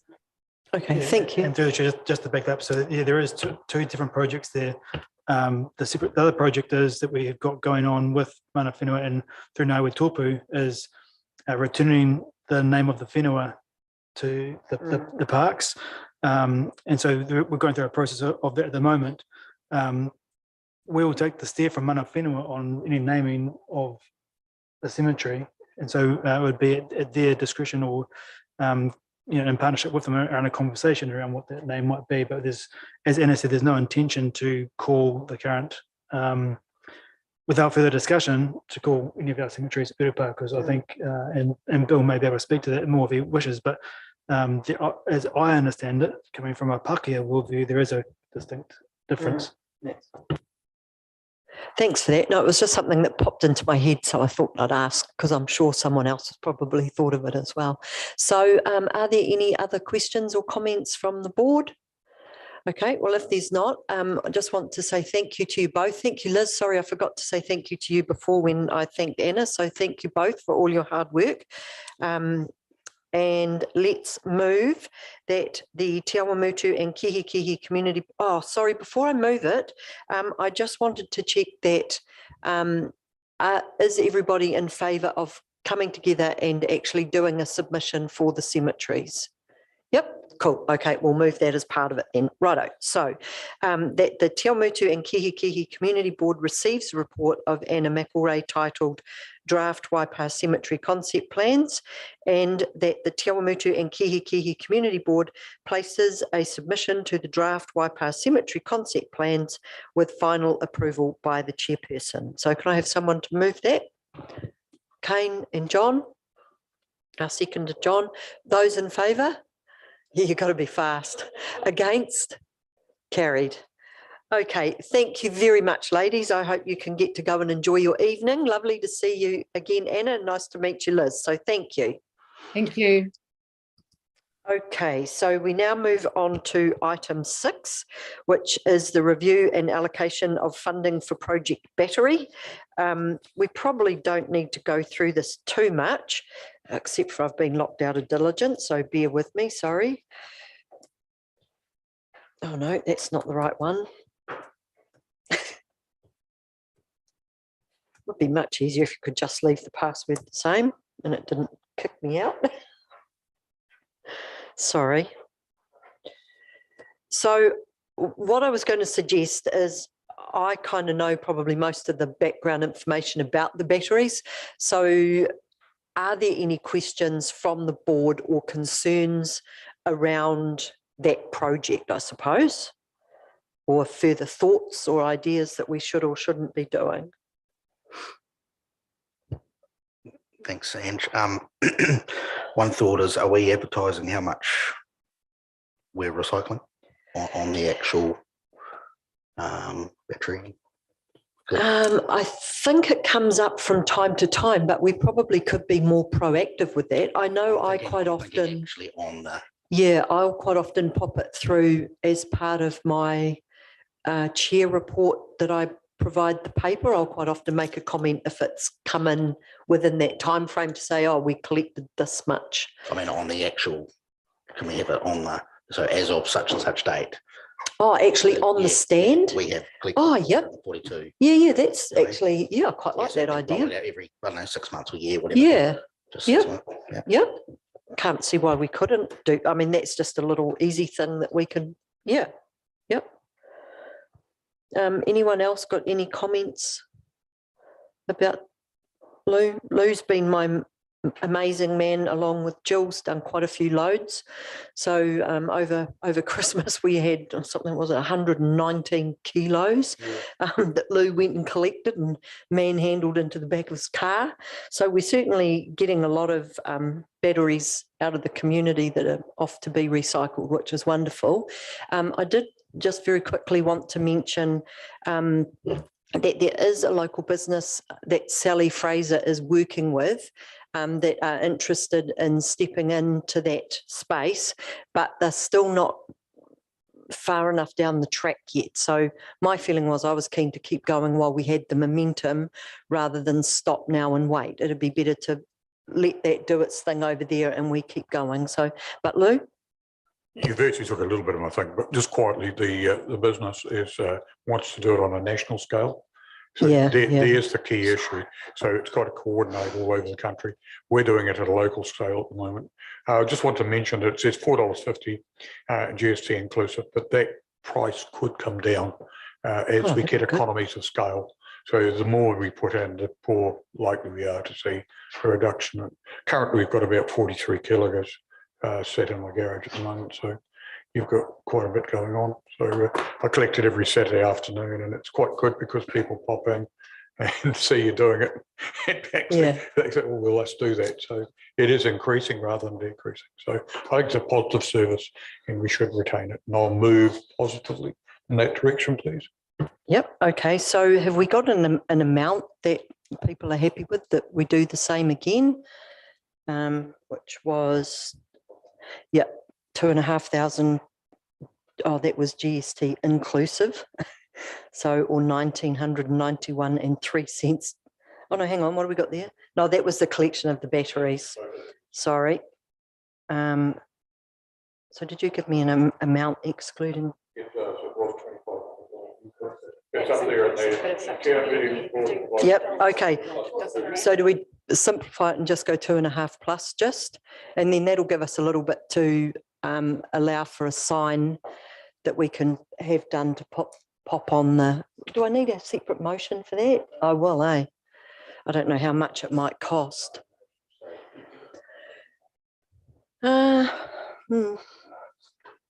What we can do, we can either put in more or fall back on what we were originally going to do. We allocate that much money towards it, and if we use it up, that we then promote the urban miners buckets, and people will need to pay until we come back again to reapprove a new amount. That's all. Yeah, we're just probably going to go. We'll definitely chill into that, I would have thought. Yeah. Just have a look. Yeah. Okay. So what we might do is we'll move this tonight, and I'll find out how much a little sign is, and then I'll include that in my chair report for next time to address the sign, because we want it to look right. We don't just want a huckery felt pen got out this much. So we'll try and make it look reasonably tidy. Right. Okay. If everybody's happy, let's move this so that the Te Awamutu and Kihikihi Community Board receives the report of Karen Phillips, Governance Officer, titled Review and Allocation of Funding to Project Battery. B, reviews the success of the project, which we did, and C, allocates $2,500 plus GST to recycle household batteries for Project Battery from its uncommitted fund. So can we have someone to move that? Oh, what? Oh, Lou did. Sorry, Lou. He did too. So Lou first did it, and can I have someone to second? Sally, thank you. All in favour? Against? Carried. Firsted. That's not very good English, is it? Okay. So the next item on our agenda, item 7, is feedback to Ahuaki, which is the Waipa Community Spatial Plan. So I hope you've all responded to Kirsty and her team to say what events that you can attend. It seems that on the information I've seen that some people have been missed out. So we do need to follow up and sort that out, okay? But one of the important parts is that there is an online survey. So again, are we wanting to take part and through the online survey process, use that to feedback what the community are telling us? Yep. So, okay. So no discussion around that. Quite happy. So let's move that then. So we'll take that part as read, and that Sorry, just on that end. So in terms of the, I was a little bit confused. Is there the Kihikihi school? Is that that's not a public event? Yeah. Yes. Public. We're also doing urban mobility at the same time. At the Kihikihi school, At the Kihikihi school and the town hall. right? Because it's not on the Awamutu website. So I just wanted to clarify that. Yeah, and actually, nor was the Awamutu College one wasn't on our I called council and they said it wasn't a public one. So there's a bit of confusion going on. Pardon? I think there's a bit of confusion because I called the council to clarify, because I said I could go to it, but then it wasn't on the website. Yeah, so there is the Kihikihi school, and then there's the one at the Kihikihi Hall. That's right. Yeah. Yeah. So there should be two on that day. So it's not on the website, just some FYI. Cool, thanks for that. And of course, it kicks off tomorrow in Te Awamutu at the Te Awamutu College. So I don't know if anyone is available to go to that. Unfortunately, I'm not. Thanks, Lou. So it's good to have someone be able to get there in Auckland. Gina, can you help us with some information? Potentially, but just around the school ones, my understanding they were for the school community, because it's around that health and safety of people coming onto a school ground within school hours, because they are within the school hours. So my understanding was it was purely for the college ones in particular were targeted at students, and the one in Kihikihi was for the school community families and whānau there. But yeah, it's just that managing that health and safety within the school environment, within school hours was my understanding. Oh yeah, okay, thanks, Gina. But that didn't limit us from going. No, it was on our list to be able to go along to. So yeah, but you're just saying people from outside coming to that event. Yeah, right. Okay. The Kihikihi Hall still not advertised though. Is that what you're saying? The hall is, the school isn't. So I've just clarified, but yeah, so that might have been why they didn't publicly advertise it. All right. It actually says on page 90, among the events planned, the following are the ones that fall within the boundary of the Te Awamutu and Kihikihi Community Board, and there's only the 3 stated. So probably for that reason that you're talking about, Gina, is those other 2 aren't stated. Yeah, they're not. They weren't So on our agenda. So the 3rd and the 16th. yeah, so there should be 2 on the 27th, and there should have been 1 prior on the 23rd for the college on our agenda as events that we could have gone along to within our district. Does that make sense? So there were 4 events within our district that we could attend. There was nothing to stop you going to the others, but those were the ones that were within, but there are 2 missing off there. Yeah. Sorry, just another but they were on the original calendar that we've got. Just another small thing, sorry, the councillors are mentioned on the website, but not the community board members. That is correct, yes, on the list that came through to us, bar me being included on some of them, and also going to a Cambridge primary school one, which I didn't put myself down for, and missing off the Karapiro balloon night. Oh yeah, I'm going to the Karapiro school apparently, which I'm not. I did note that there's no community board members, and just to add to that, Susan, Mayor Susan had sent me an email, and the Cambridge Community Board are in the same boat. Joe was missed, and actually Mayor Susan got missed off as well. So there are a few that unfortunately got missed, but I'm sure they'll be fixing that up. So it's not a biggie, but thank you for pointing it out. Okay, so if we're happy that we receive Kieran's report and that we're going to do the survey, let's move that the Te Awamutu Kihikihi Community Board A receives a report of Kieran Phillips, Governance Officer, titled Feedback to Ahuaki Waipa Community Spatial Plan, and B, that we complete the online survey, have your say for the Ahuaki Waipa Community Spatial Plan, informed by feedback provided by members of the community with final approval by the chairperson. So can I have someone to move that? Kane, second. John, he's jumped. Those in favour? Against? Carried. Thank you. Okay, so we move on to the chairperson's report, which is item 8 and should be page 93 thereabouts. I just need to remind myself what I've got here. Right, so visibility in regard to the high-vis vests. So I did get a price that I emailed out to everybody.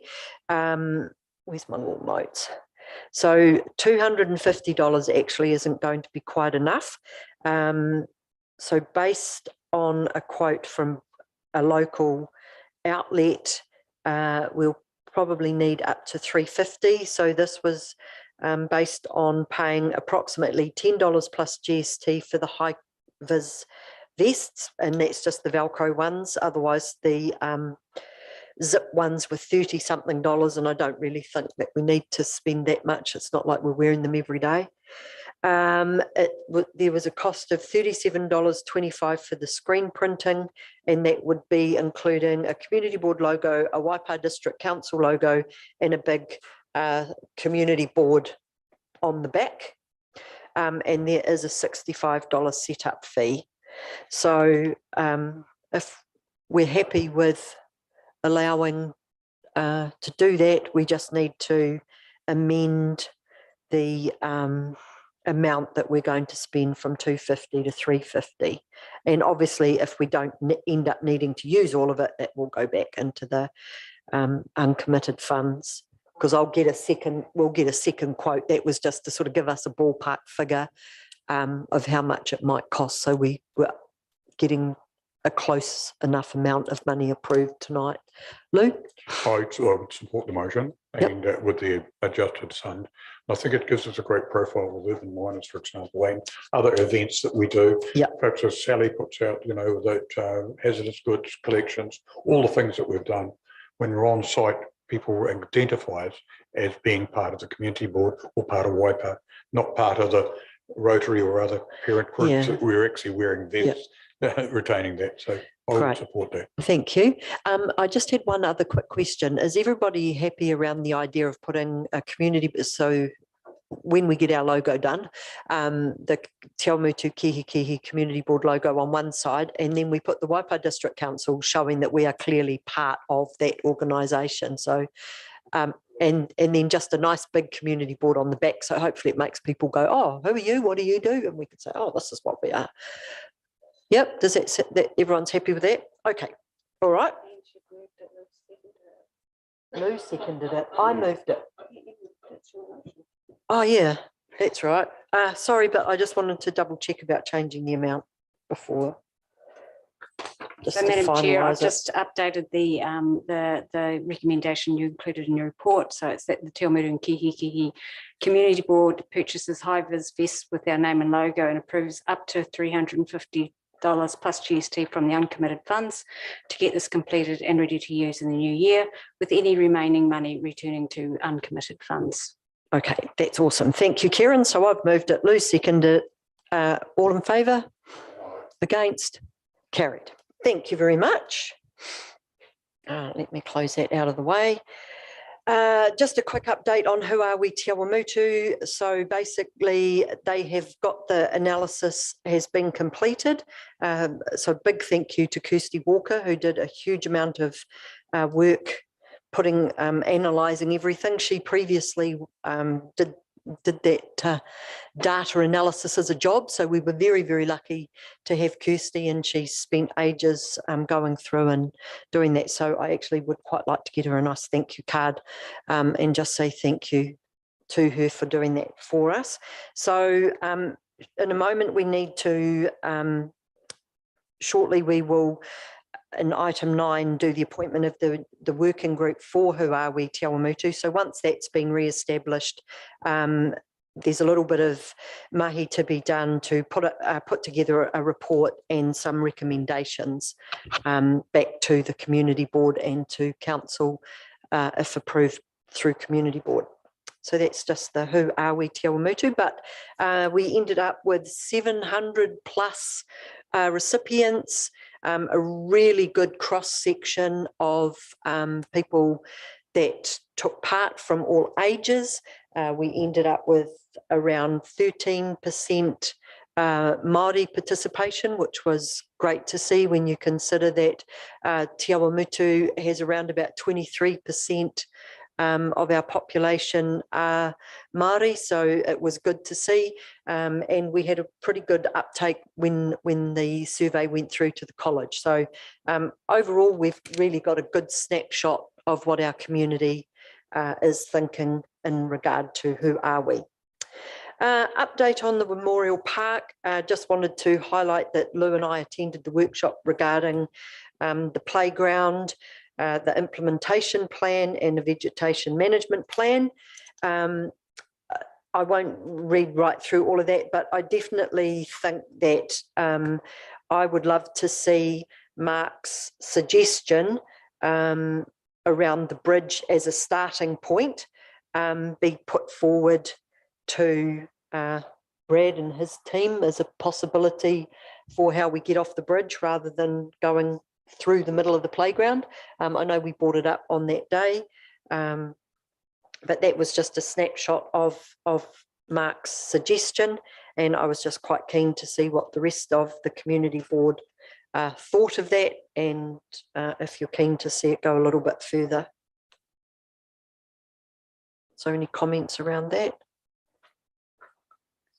If I could just clarify, so part of the hui that we had back then, we took that feedback on that, you know, we don't want the full flow of the traffic coming off the bridge into the playground. So our design team have gone away and taken that feedback on board, and so they'll be incorporating that into their thinking. Yeah, so it may not look exactly like that. But oh no, not exactly. Yeah. But is it worth, you know, like, are you guys happy? You know, like Mark's happy for us to provide that just as a put it in the mix. Yeah, so I mean, they may have come up obviously something a bit different, but as I said, I think, you know, that feedback was provided at that meeting, so they're away at the moment doing that piece of work. So then when it comes back, we'll be able to gauge what that might look like. So it might be something similar to this, or it might be completely different. But I think the general consensus was that we didn't want the path to go through the middle, through the gut. So it's how that treatment is done. So yeah, there's different options of how to do that. Nice. All right. So did anyone else have any comments about that type of design coming off? Because just sort of the initial one was to have a pathway right across the middle, and to be able to do that because of the height of the bridge, it was going to mean that the playground on either side had to actually be built up quite a significant amount. And Mark had already come up with this little idea, and so we raised it that day at that workshop. So as Brad says, it's already, pardon me, gone forward. So Blue. Yeah, look, very much. I want to thank Mark. Great idea. It was after much discussion in July with it was a great idea. And the thing that we really you've missed out in your conversation was that also by having a right angle turn, it acted as a speed restriction. It actually stopped cyclists coming over the bridge and going straight across past the park where children are playing on the playgrounds. So it actually takes away that speed emphasis and slows everybody down a little bit, which is what I thought was important to achieve. Thank you. One other little bit of feedback that I did receive is if we're doing something like that, maybe we don't need to have quite so much concrete, possibly. So that was a little bit of feedback that someone said. And when I looked at it, I thought, oh yeah, maybe there, you know, we don't need quite that much. But anywho, now I realise that this is technically a Pirongia area, but during since Christmas, I got an email from some community patrollers asking if the Te Pahu Road corner with Corcoran Road and the intersection of Te Pahu Road and Hodgson Road, which is just off the Te Rori Bridge, could be included in the Boy Racer site. Now, I'm not quite sure, seeing as that went to the service delivery, whether we can pop that through as a suggestion. I would have done it directly straight to staff, but the person that I'd been liaising with has left, so. I don't have an answer. Sorry, Just I've not seen sure. The opportunity, I sent it through, but I don't know whether it's been picked up. Okay, so we haven't heard anything back. Okay, all right, so. Too late for the agenda. Yeah, it was already, yeah, unfortunately.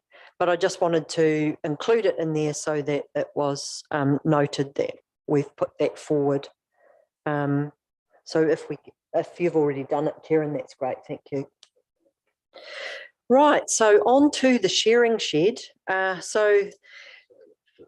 sorry, sorry, Kane, I forgot to ask, sorry. So I think we did a fair bit of research and sort of digging on this Boy Racers thing to start with. And I don't know, just want to pick it up, just pull it out really, that I think we've got to work really hard to push the community boards what we've achieved and involvement. I heard Liz on Please Helen the other night, and it was great to get that exposure. Possibly something that we could have had a bit of an action or something, just as a way to actually push the community boards exposure into the community. So I'm not sure if there's something else we can do on that, but it's a pretty big win and a pretty big sort of profile issue. So something we can really, push forward as our. Thank you for reminding me about that. So I have actually approached Jeanette Tyrrell just to ask for some advice around how community board might proceed with that.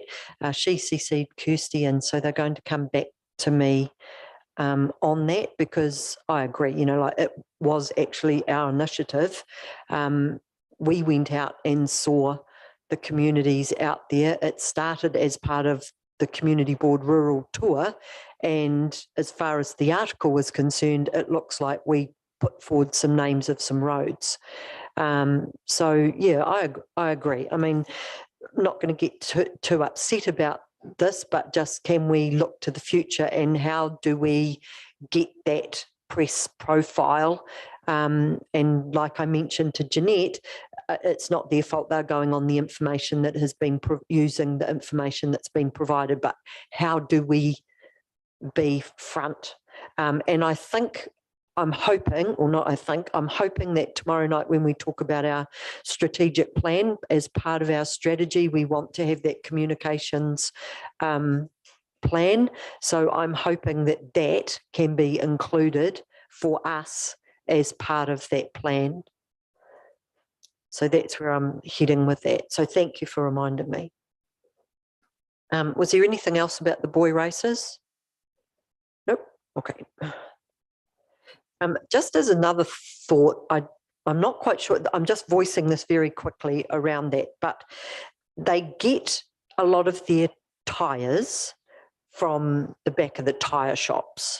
So I'm thinking it might be an opportunity for us to maybe visit the tyre shops and ask if they could make their second-hand tyres a little bit more secure. I know it is a benefit for them. They otherwise costs them $5 a tyre to get rid of, but I know that they don't wreck good tyres. They go and get old tyres, put them on and leave them all over the road. So we might be able to get some support from the likes of Bridgestone, Bow Repairs, particularly those bigger guys, to start doing something a little bit more secure with those used tyres. Can I just have a mention about the Boy Racers? There was a chap that does competitive, I don't know whether it's skids or quite what he does, but he does it competitively, and he was talking about using the Kihikihi Speedway track.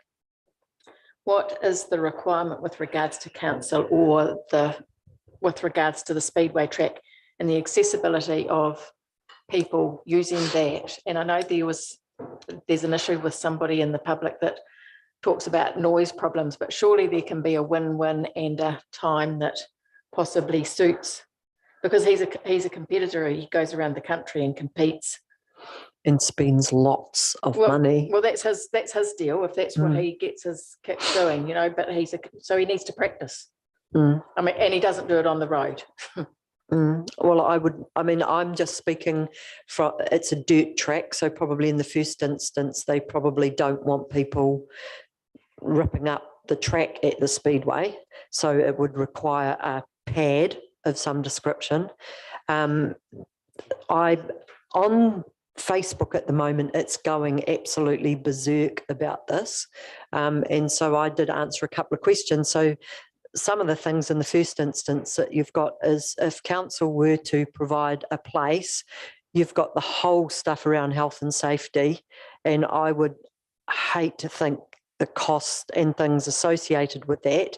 So then you could say, okay, we provide a space that people pay to use to cover that cost. So I have raised that with people I know that are very active in street racing and burnouts, etc., and they're not prepared to pay. They said, why will I pay when I can go and do it on a road somewhere for free?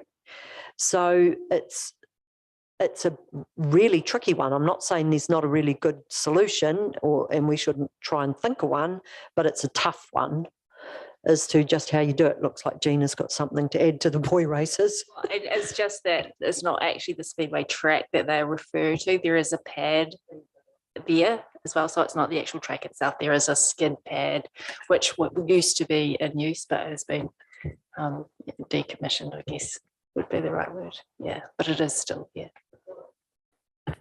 If I could, through the chair, could just add to that. Also, the speedway has quite prescribed operating hours to working with the neighbouring residents around noise and crowds and what have you. So to have a site that would probably be a bit more, what's what I'm looking for, fluid in terms of its use would probably be problematic in terms of noise and things like that. So that does have its constraints there as well. And then obviously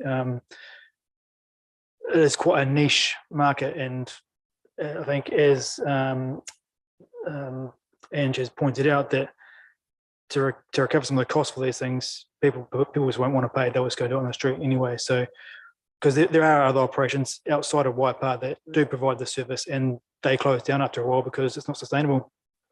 So yeah, and I don't think it's up to the ratepayer to necessarily fund that for them. It certainly would be great if we could have a nice solution for them that was safe and affordable, but it's just one of those ones, I think, that's tricky. Anyway, thank you. So we'll move on to the sharing shed. So I have a bit to do with the sharing shed, taking the bread, etc., down to the sharing shed, and recently we have had an increase in clothing and bric-a-brac type of things, and also people like to put all of their books, they obviously go through their bookshelf and clean out the whole lot and then bring them down in a box or a bag and just leave them there. So what I've recommended is that we actually fund a decent sign and see how it goes. So there was a sign there, but it's very faded and it's sort of in behind a glass thing, so it's not really very noticeable. So what my thinking was that we put a decent sized sign on the end of it that says something along the lines of what I've got there: food only, sharing shed. The other image that I've put there is from the Cambridge Community House, Pātaka Kai, and from the questions I asked, they don't seem to get too much trouble with lots of other stuff being left there. So and then if this works, I was thinking that maybe we could then go on and do a second one at a later date that said books only, and you know, please just replace what you can fit and take the others away until another day, type of thing, so that we're not being left with bags of books to potentially get wet in the weather if it rains. It's fine while it's nice and hot and sunny. So has anyone got any comments or questions around that, or think I'm completely mad? I investigated because I have got a daughter-in-law who she's at home mum, but so an A2 frame, $100, which is approximately 60 centimetres high by 42 centimetres. And I did say to her it would be outside, and she said it would be a wooden frame with a perspex. So that's the sort of costing that she would be able to do. So what was that, 160? It's 60 centimetres high by 42 centimetres, A2 frame. 600 by 400. Yeah. Okay. She does signs for weddings and things. My thoughts with the signage would be to put the thank you for sharing up the top, and having the stuff that we actually don't, the behaviour we don't want, but yes, it is a problem, down the bottom. So and so we want the book swap on the other side higher up the, so that the please no clothing and footwear to me would be down the bottom, but that's just aesthetics and messaging. Oh, I'm happy to work with you on exactly what we say if everybody else is happy with that. But it's just really, are we happy to put a sign up there and try and reduce it? I mean, we're lucky at the moment. There's some people that quite like getting in there and ferreting that stuff out pretty quickly. But, you know, if they're not, it's going to get messy quickly. So it would be good to slow it down if we can. So, Sally, do you want to move that? Oh, it's my motion, sorry. Yeah, sorry, so she said 160, so is everybody happy? No, 100. Oh, 100. Oh, plus just, okay, so if we leave it as up to 150, that allows us a little bit. Okay. Madam Chair, if I just, I did miss in your recommendation, I just added the words spending up to $150 with any remaining funding, remaining money returning to uncommitted funds. Yep. Cool. Okay, so I'll move it. Sally can second it. All in favour? Against? Carried. All good? Right, thank you. The wattles. On the wattles, I've had a little breakthrough. I happen to be speaking with a couple of people from the regional council, and they have a fund which is, I've gone and forgotten the name of it off the top of my head, but there is a fund that we would be allowed to apply to be able to get some funding to help pay for getting the wattles removed and the water table sorted out on the track. So what I will do is I will just investigate that further, and then I'll bring more information to have it included in my next chair report for next time. If we're keen for me to proceed and go, and happy for me to proceed and find that information out. Yep, cool. So it's been a bit of a mission trying to get some volunteers to do it. It suits one side and doesn't suit the other, or it's been crazy. And that was just the snippet in regarding Puniu Road. And our community board direction, so that's all good. So can I just have a little bit on that snippet with regards to the I requested the information about the delays and associated costs with regards to the ratepayers, and I just wanted it to be noted in there that it was your request for the expense on the asphalt. Okay, sorry, I just included it. Correction. Yeah, I just included it to make it simple. Oh, okay. Yeah. Cheers. Rather than, I didn't need any extra stuff on that. No, that's all fine. So if you want to make that slight alteration to that, I'm happy with that, because technically I did as part of Sally's initial email question. Okay, righto. So I'll move that we receive my report, and I just need someone to second that, please. Thanks, Bruce. All in favour? Against? Carried. Righto, done. Okie dokie. So next up is section 9, and we have the appointment of a community board working group. So the reason for this is that when the community board finished up for its last triennium, working groups need to be re-established. So basically all we're doing is re-establishing the working group to continue so that we can finish this piece of work. I had sent you a email today, but you can't have got it. So there's a couple of changes to this. So Maria won't be on again because Shane now is as the CEO of the chamber, and the fact that I'm also on the chamber can cover that. We've also invited Dean Taylor to be included, and Steve Tritt is keen to participate again. Okay, that's okay. All right. Okay, and then the other question I had was that we talked about co-opting some extra members if we needed them, you know, like, and that we can without that extra. I just don't want to fall into that trap of it not being included. So if you want to, we can look at the delegation to co-opt. yes, please. How about this?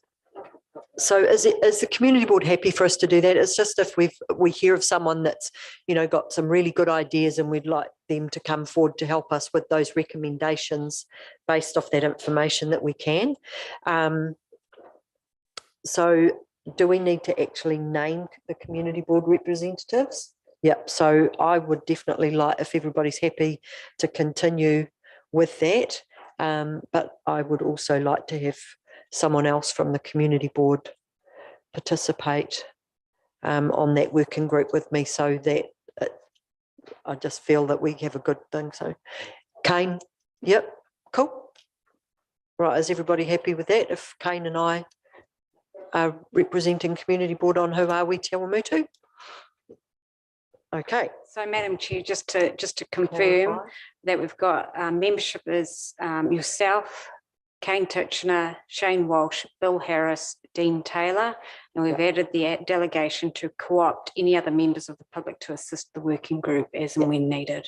Yep, that sounds perfect. Thank you. Okay, so that we can move that. So that the Te Awamutu and Kihikihi Community Board receives a report, of Karen Phillips, Governance Officer, titled Appointment of Community Board Working Group, and B, pursuant to clause 30 brackets 1 and 3, schedule 7 of the Local Government Act 2002, appoints the Who Are We Te Awamutu Working Group as follows. Do I need to read all of that out again, seeing as you've just done it? As per what Karen just said. We're right with that. So I'll just do it. Community board representatives will be Kane Titchener and myself. The Te Awamutu Chamber of Commerce will be represented by Shane Walsh. Ngāti Apakura and Ngā Iwi o Topo will be Bill Harris. And we're also including from the community, Dean Taylor. Okay, so we're happy with that? Yep. Okay, someone to move it? Luke, second. Kane, all in favour? Against? Carried. Thank you. Right, so item 10 is the Community Board Executive Council Zone 2 representative, which I presume their pages are the same as what mine are on Diligent, are they? Yes, sorry. So page 102. Hoping that you've had a good read through of all of that. Are there any comments that anyone would like to make about anyone that stands out, or any questions? Or yeah, one of the things that stood out to me was the Bill Thomas talking about establishing both informal and formal support groups. I think that's something, whether he gets it or not, I think that's actually a really good idea. So that was just, yeah, just a highlight. Yeah, I quite like that too. I thought that sounds really good because historically we've had a meeting, I think, as a zone. Yeah, no, we have. The last 2 times anyway, we've had a meeting as a zone group, and we usually have a little get together at the community board conference. And I think this is the first time I've noticed we've been able to vote for them. So maybe before they didn't have enough people. This might be maybe the first time our regions had more than one person want to stand. Potentially another advantage is his 3rd term as chair of the Rotorua Lakes Community Board. So it's obviously it's 9 years of it, right? So, well, 7th. So yeah.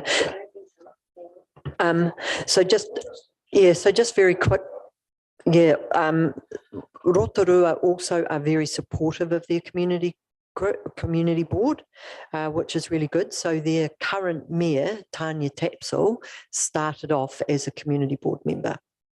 So that was something about Phil as well, that he will have good support from his council there too. I'm not so sure about I wouldn't like to say they're not, but I just don't know for the others. But so has anyone else got anyone that really stood out that they would like to suggest, or are we happy to go with Phil Thomas?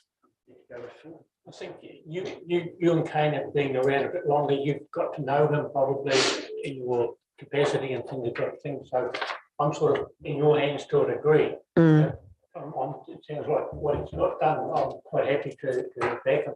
Okay. All right. Well, let's go with Phil. I think that's where we're sitting. So, okay. So we received the report of Karen Phillips, Governance Officer, Title Community Board, Executive Council Zone 2 representative, and B, we vote for Phil Thomas to be the Zone 2 representative of the Community Board Executive Council. Now, if someone to move that. Kane, second. John, all in favour? Against? Carried. Done diddly dum. Right, next is the Treasury report, which is on page 110. I don't think there's anything too much there that's an issue. We will need to, seeing as Bill's project's on its way, probably release those funds. So I just need to clarify exactly what the process is around releasing them now that they have started. Because normally we wouldn't, I mean, the motion to give them the money has already been done. So I would say it's just a matter of telling the staff, like Nader or someone, that they can have it. But yeah, I'll leave that with you. Okay, so is there any comments or questions around the Treasury report? Yeah, just spotted one. something, the accountant. Yeah, so no, it's a grammar actually. Tamarua and Kihikihi Community Board. That's can we just can we get that changed for next time? And it's also on the last one here, the last page.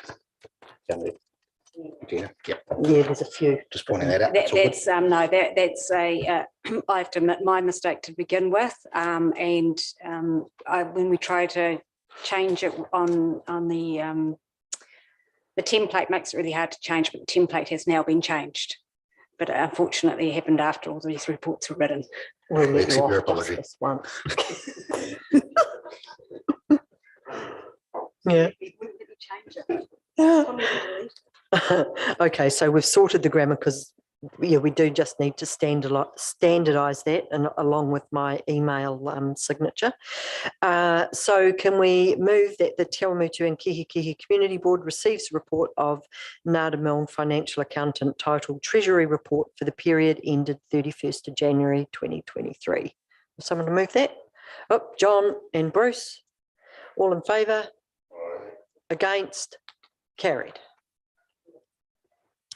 Right, so board members' reports from meetings attended or things that they've been to. So have we got anything in that department from anybody, please? Lou? Yeah, I attended the Kihikihi Ratepayers group Yes. and had quite talk. It was quite interesting just listening. We actually had a preview of Ahuaki there with Kirsty and Vanessa, so that was good. And there was a lot of positivity of what's going on in the community, and particularly with the development of the park and the new playground that was received very well. And there was no acrimony, in fact, a lot of support for the Riwe Maniwa development. So I think that's great. We were able to give them a little bit of a heads up. I couldn't say too much, but with urban mobility and the new location of that cycleway pathway, which I think will be a lot of connection to our community and to Kihikihi and extend it quite a lot. So that was the main thing. So that was the one I attended. Great, thanks, Lou. Has anyone else been in touch with anyone or anything that they'd like to bring to the meeting? No, so I've got a couple of things. So we had a business chamber. So just in case you're not aware, the Awamutu Chamber of Commerce has changed its name. It's now the Awamutu Business Chamber. They did that last year. But they're tracking along really well. We're getting new members. They're getting some good sponsorship. The event calendar is chock-a-block. There's going to be a number of events through the year, like the movie dinner type networking events. And so we're starting to really get some good traction from them. They will be seeing Ahuaki coming up soon, that they're getting a presentation, so I will go along to that wearing my chamber hat, but just so I can hear the business perspective on what they think of Ahuaki. And they are also very keen to work with us on things that impact Te Awamutu business. So for example, if we get the car park footpath thing going again, they were quite interested in possibly supporting us if the businesses down there feel the same way. So that's good to hear. Yesterday, as Bill actually mentioned, I attended the Rangiao Awhia dawn commemoration. I unfortunately wasn't able to stay for the whole day, but it was certainly a lovely and very moving event. And I think it is important that it is something that we recognise, and I'm more than happy to go along to that. You've heard from Bill re the Waharoa and the Alpha, so that's exciting about the Alpha. And I also had a conversation with Dean Taylor and Shane Walsh regarding the signs for the Heritage Trail. Now, I've also spoken to Brad about this, and it seems to be somewhat of a mystery that a number of the Heritage Trail signs have gone walkabout. So there was a big one outside the Birchall Pavilion, the one off St John's Church. I think there was one at the top of Christie Ave. There was also one that I know of by the memorial on Tawhiol Street, have mysteriously just vanished into the ethos, and no one seems to know who took them, where they went, why they went. They've just gone. But Dean and Shane are very, very keen to get that heritage trail back up and going, because it has a huge amount of really interesting and really important information for both visitors and community alike in regard to those sites. So, Brad, where do we best start with trying to, get that going again? What are we best to do? Yes, just to recap what Ange said, when we got brought to our attention, we had did a bit of a whip around the staff and to find out who took them or what, but because it might have been done for clean or what have you, but no one knows in any of our teams what's become of them. So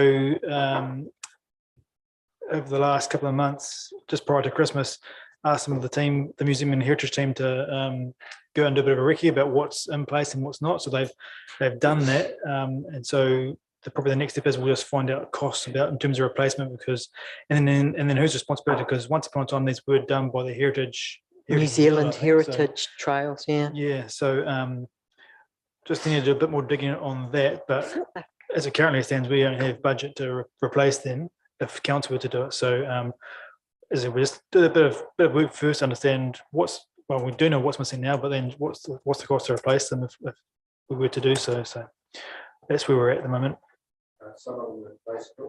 Some of them are. There are some.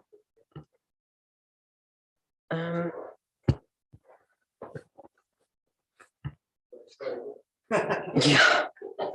Are there any of the signs in place at the moment? Yeah, there. I wasn't sure who was going to answer. There are still some. I'm pretty sure the one by the old brick house at the top of Tawhio Street's still there. I just can't think where else I've seen them. There are definitely some. I think the Mary Monteforte or Eileen. I can't remember. Eileen. I always want to call her Mary. I don't know why. I'm pretty sure her sign's still there as well by the. I'm going to go and look again tomorrow morning now that I've said that. But there definitely are some still around, but not very many. Yeah. And there was something like, I want to say, well over a dozen around the place when they were all there as part of the Pioneer Walk. So, there's one on the building in the main street. That's definitely still there. Do we recall what's the cost? What was the cost of all those? We don't know yet, no. Anyway, so that was that. Let me jump back to here because there was someone else I saw as well. But we would be very keen to have a look at that. I've already discussed that I emailed Jeanette in regard to the that article on the boy races and just what we can do going forward. So that's me. I couldn't think of anything else. Oh, you got one more little thing? Just wanted to tell everybody that you might notice the flagpole's down. We had a community effort and that was taken down. We had Mitre 10 actually lift it down with a group of us. The pole's been investigated and actually by from Frames Group, I think, from Auckland, the engineer, and checked, and it's now at the main shed getting repaired. It's virtually repaired, and it was made of Oregon pine, which was interesting. Everyone said it was curry. We're trying to just locate, and if anyone can do, the background of who actually donated it, but it was in 1923 or something along that side when the flagpole was erected. It has been repaired on a number of occasions. It's got quite a bit of fiberglass and some seams and joins in it, so it has had some work. What we're looking at is the men's shed are going to spend $200, and we're going to put a lockable box on the bottom to stop the lanyard being drawn down and the flag being taken and the lanyard being taken. So the cheapest option was actually to take one actually constructed for the purpose.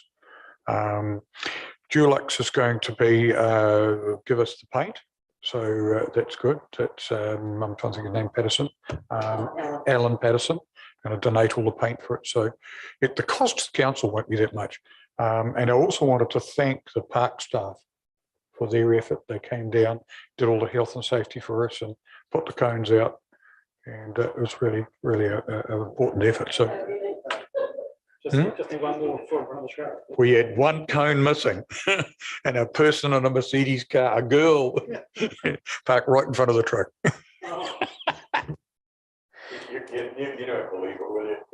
That's probably one of the ones down in the creek. Actually, that was something that someone raised with me recently, was who is responsible for cleaning out the stream, the rubbish that gets thrown in the stream.